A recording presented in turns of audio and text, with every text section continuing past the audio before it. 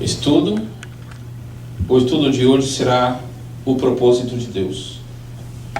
Deus, agradecemos por estar na Tua presença e pedimos a Tua bênção de uma maneira especial sobre os Teus servos que estão aqui presentes e sobre aqueles Teus servos que estarão ouvindo através do rádio e aqueles servos que estarão participando também através do programa de televisão. Senhor, nós cremos que nada está oculto aos Teus olhos, ao Teu propósito, à Tua direção. Que isto seja para nós uma grande bênção e uma grande oportunidade de entender a Tua vontade. Obrigado, Pai, no nome de Jesus. Amém. O livro de Eclesiastes, capítulo 3, e nos versículos 10 e versículo 11, tem o texto para hoje, que é muito específico, muito direcionado. Versículo 10 diz: tenho visto o trabalho que Deus deu aos filhos dos homens, para com ele os afligir. E no versículo 11 está escrito: tudo fez formoso em seu tempo. Também pôs o mundo no coração deles, sem que o homem possa descobrir a obra de Deus, fez desde o princípio até ao fim. Quando vemos este assunto sobre o propósito de Deus para a vida do crente, para a vida do ser humano, aparece uma quantidade de perguntas, uma quantidade de interrogações, e não é muito, vou dizer comum, mas não é muito usado em relação ao trabalho de Deus, a obra que se faz na vida espiritual, no trabalho ministerial, falar sobre o propósito. Porque quando se fala de propósito, está falando de objetivos, está falando de princípios, está falando de finalidades, está falando também de metas a serem alcançadas. Uma pesquisa feita aqui nos Estados Unidos por uma revista famosa perguntou a milhares de pessoas, fez a seguinte pergunta: quem é a pessoa mais feliz na Terra? E a resposta principal a essa pergunta foi que as pessoas mais felizes da Terra são aquelas que têm um propósito na sua vida. Ter propósito na vida é ter finalidades, é ter objetivos, é ter metas a serem alcançadas. Ter propósito na vida é saber o que a pessoa está fazendo, e por quê, e para quê. Uma vida com propósito é uma vida que tem segurança, tem tranquilidade. Uma vida com propósito é uma vida que tem finalidades. E mesmo que haja dificuldades, se há propósitos definidos na vida, essas dificuldades não trarão problema. Essas dificuldades não serão situações conflituantes, problemáticas, difíceis de resolver, porque se há propósito na vida, esses problemas praticamente passarão por mais uma etapa de experiência, por mais uma etapa de desafio, por mais uma etapa de vitória. Os problemas, para quem tem propósito, são desafios, são barreiras que devem ser ultrapassadas.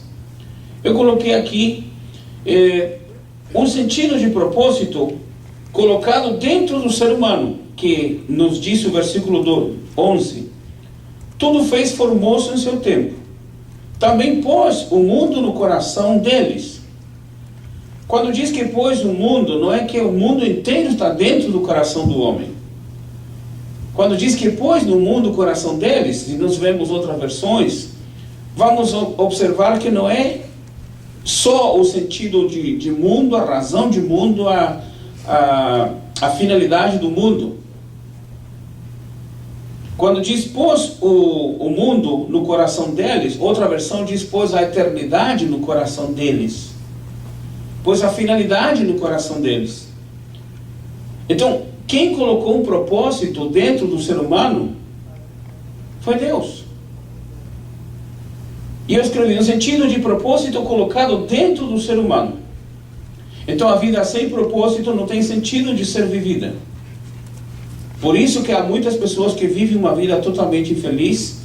Por isso que há pessoas que chegam até o ponto do suicídio. Porque não tem propósitos definidos. Porque não tem metas a serem alcançadas.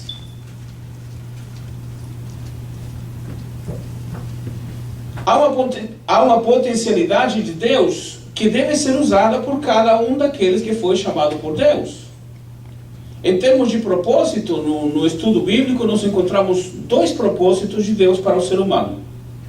O primeiro e principal propósito é dar ao ser humano a vida eterna e fazer com que esse ser humano esteja na eternidade com ele. Esse é o primeiro propósito: salvar, libertar, dar vida eterna. E o segundo propósito diz respeito ao primeiro, ou seja, o que diz respeito ao primeiro propósito? Que é salvar e levar para estar com ele na eternidade. O segundo propósito tem a finalidade de dar ao ser humano aqui na terra, enquanto viva, a oportunidade de entender, de fazer, de seguir, obedecer e alcançar o propósito de Deus para a vida.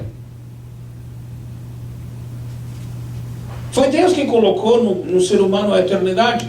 Foi Deus que deu ao ser humano a eternidade. E também Deus dá uma razão, Deus dá um propósito, Deus dá um objetivo. Deus dá uma finalidade para ser alcançada. Alguns, seu objetivo pode ser fácil, pode ser pouco, pode ser rápido. Mas é um objetivo, é uma finalidade. Para outros, o objetivo pode ser mais difícil, pode ser mais, talvez, mais conflituante. Deve ser mais, por que não dizer, desafiador. Biblicamente, nós temos algumas pessoas nas quais Deus escolheu e escolheu com propósitos definidos. No primeiro caso, nós temos pessoas que foram escolhidas por Deus com propósito para ser realizado. E se Deus escolhe pessoas para realizar um propósito, ou para que essas pessoas realizem o propósito de Deus na sua vida, é porque Deus quer que essas pessoas possam extrair das suas fraquezas a força necessária. Deus quer que as pessoas consigam descobrir os seus valores, os seus talentos, as suas possibilidades de poder alcançar e realizar aquilo que Deus está querendo. Eu coloquei aqui 3 homens que Deus escolheu. Não é só 3. Mas da Bíblia eu retirei 3 homens aos quais Deus escolheu para realizar um propósito na vida deles. O primeiro homem é Noé. Deus tem um propósito definido para este homem. A missão de Noé é pregar o juízo de Deus, é pregar o castigo de Deus. E a missão de Noé também é pregar o arrependimento para que a pessoa possa ser salva, porque vem um grande castigo. Deus disse para Noé: eu determinei terminar com a raça humana. Deus disse: meu propósito, meu projeto é acabar com a raça humana. Porque o pecado é muito grande, porque a maldade chegou até os céus, e o coração do homem é direcionado para o mal. Então vou acabar com eles. E aí Deus dá a Noé um propósito definido. Que esse propósito definido envolve várias coisas. Primeiro, obedecer o projeto de Deus para a sua vida. Deus disse: Noé, eu escolhi você e sua família para que realize o propósito, pregar, anunciar, dizer que o mundo vai ser castigado, que haverá um castigo de Deus e que não está tão distante. O propósito é que Noé anuncie, e se consegue alguém para ser salvo, amém.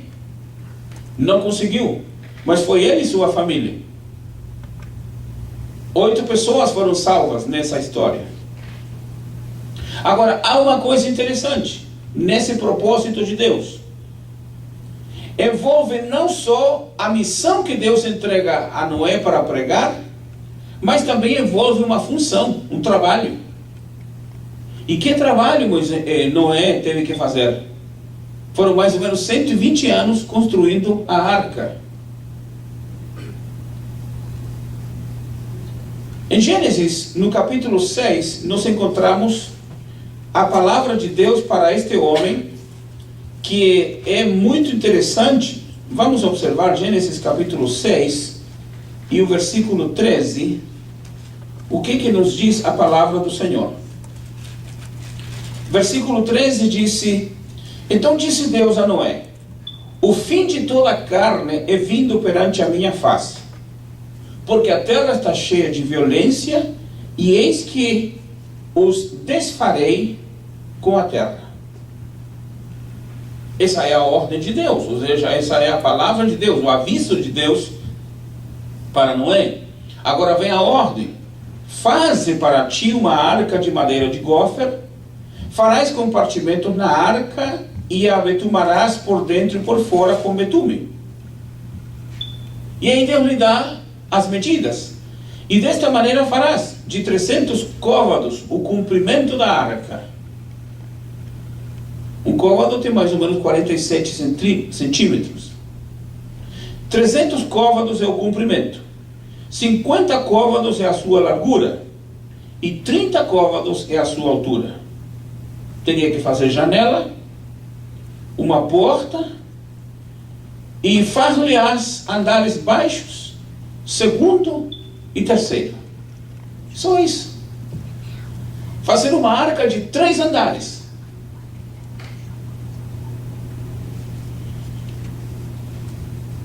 Aí nós observamos, ainda no capítulo 6, versículo 22, assim fez Noé conforme tudo o que Deus lhe mandou, assim o fez. Aqui vemos uma coisa característica que está relacionada na pessoa, em Noé. Aqui temos o caráter de Noé. Noé era um homem obediente. Disse, fez conforme tudo que Deus lhe mandou. Se ele fez conforme tudo que Deus lhe mandou, significa que ele não fez nada além daquilo que Deus ordenou. Ele só obedeceu o que Deus mandou. Nós vemos em segundo livro, na segunda carta de Pedro, no capítulo 2, versículo 5, Noé pregou, diz, o arrependimento e o dilúvio. Ou seja, ele foi chamado para fazer um trabalho específico. É claro, não existem muitos Noés por aí. Não há muitas pessoas às quais Deus chama para fazer um trabalho tão grande quanto este. 120 anos trabalhando. 120 anos subindo a montanha, cortando as árvores, preparando a madeira, trazendo e construindo a arca. Ele e sua família. Foram 120 anos. Hoje não temos toda essa quantidade de tempo para trabalhar.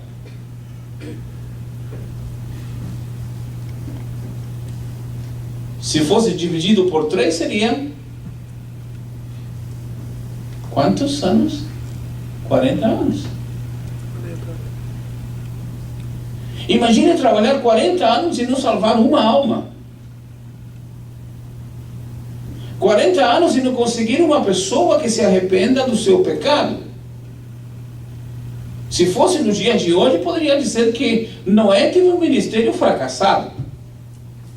Noé teve um ministério que não deu sucesso porque não ganhou ninguém. Pregou, trabalhou e não ganhou ninguém. Mas foi ele e sua família. O importante é que Deus tinha um propósito com Noé. Isso que deve ficar importante e marcante na vida de um homem e de uma mulher de Deus. Porque nós temos que fazer exatamente aquilo que Deus mandou.